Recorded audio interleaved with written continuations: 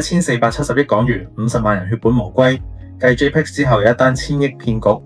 深圳頂益豐創辦人徐廣義話投資唔使睇財報，靠易經就得，竟然咁都有人信。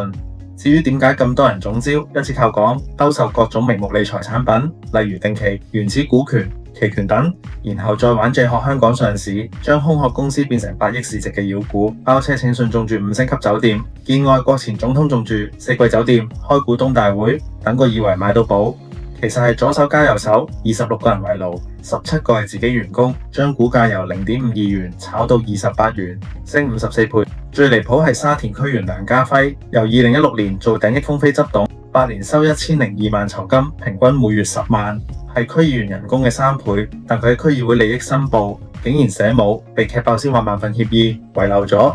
大佬，你銀行戶口每個月多10萬，進帳咗96個月唔記得，你當香港人係傻定你患咗選擇性失憶？依家徐廣義喺大陸被捕，香港證監會凍結咗64億，但1470億嘅窿，64億點補？